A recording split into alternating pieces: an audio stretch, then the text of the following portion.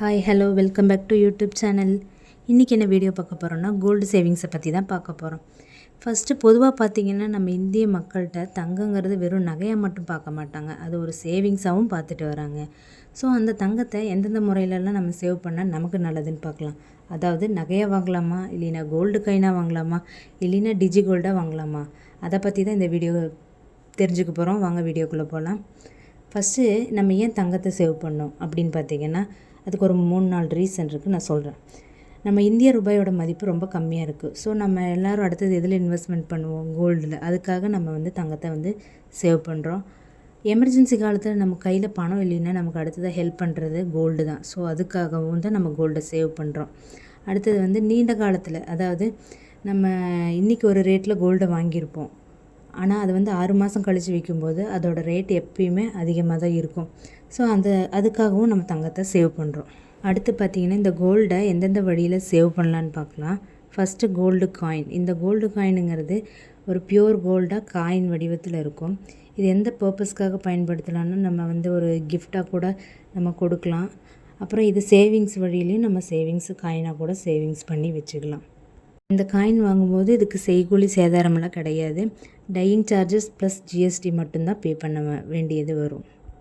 அடுத்தது பார்த்திங்கன்னா கோல்டு பாராக கூட நம்ம சேவிங்ஸ் பண்ணலாம்.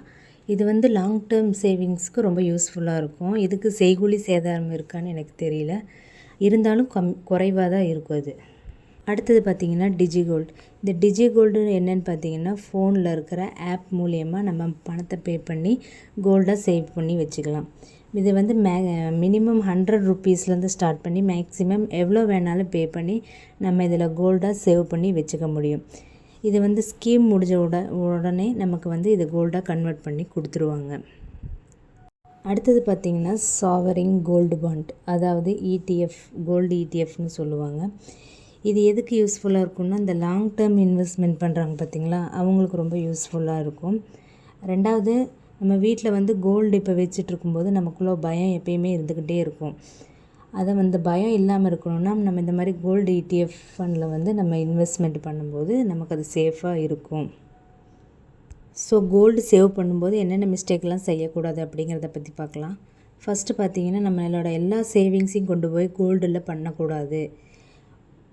அடுத்தது பார்த்திங்கன்னா செய்கூலி சேதாரம் அதிகமாக இருக்கிற நகையெல்லாம் ஃபஸ்ட்டாக நம்ம வாங்கவே கூடாது.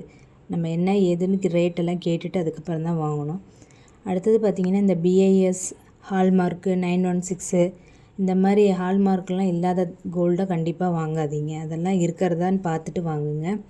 அடுத்தது விலையை பார்க்காம, நமக்கு இப்போது எமர்ஜென்சினால் விலையை பார்க்காம அவசரமாக நம்ம கோல்டு வாங்குகிறோம்ல, அந்த மாதிரி தப்பை நம்ம பண்ணவே கூடாது. இந்த மாதிரி ஒரு சில மிஸ்டேக்கெல்லாம் பண்ணாமல் இருந்தனாலே நம்மளால் ஈஸியாக கோல்டு சேவ் பண்ண முடியும். அப்புறம் பார்த்திங்கன்னா இன்னும் ஸ்மார்ட்டாக கோல்டு சேவிங்ஸ் கூட நம்மளால் பண்ண முடியும்.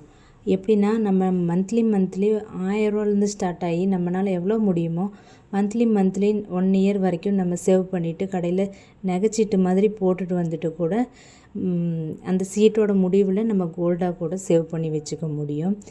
அப்புறம் பார்த்திங்கன்னா ரெண்டாவது, இந்த விலையெல்லாம் குறையும் பார்த்திங்களா, அந்த டைமில் நம்ம 1 டைம் டெபாசிட்டாக பண்ணி நம்ம கோல்டை வாங்கி வச்சுக்க முடியும். அப்புறம் இந்த கோல்டெல்லாம் வாங்குறீங்க பார்த்திங்களா, அந்த கோல்டெல்லாம் வாங்கும்போது அதுக்கான ரசீதெல்லாம் கொடுப்பாங்க. அதெல்லாம் நம்ம பத்திரமா வச்சுக்கணும். நமக்கு ஒரு டைம் நமக்கு யூஸ் ஆகும். ஸோ இந்த மாதிரி பல வழிகளில் நம்மளால் கோல்டு சேவ் பண்ண முடியுங்கிறது இப்போ நமக்கு தெளிவாக தெரிஞ்சிருக்கும். ஸோ கோல்டுங்கிறது ஒரு நல்ல சேவிங்ஸாக இருந்தாலும் அது சரியான இடத்துல சரியான நேரத்தில் நம்ம செய்யும்போது மட்டும்தான் அதோட முழு பலனையும் நம்மளால் அடைய முடியும். ஸோ இந்த வீடியோ பிடிச்சிருந்தா உங்கள் ஃப்ரெண்ட்ஸ் அண்ட் ஃபேமிலிக்கு ஷேர் பண்ணுங்கள், மறக்காமல் ஒரு லைக் பண்ணுங்கள். இந்த மாதிரி நல்ல யூஸ்ஃபுல்லான கண்டென்ட்டுக்கு என்னோடய சேனலை மறக்காமல் சப்ஸ்கிரைப் பண்ணி வச்சுக்கோங்க. பக்கத்தில் இருக்க பெல் ஐக்கானையும் டச் பண்ணி வச்சுக்கோங்க. Okay, take care, bye by.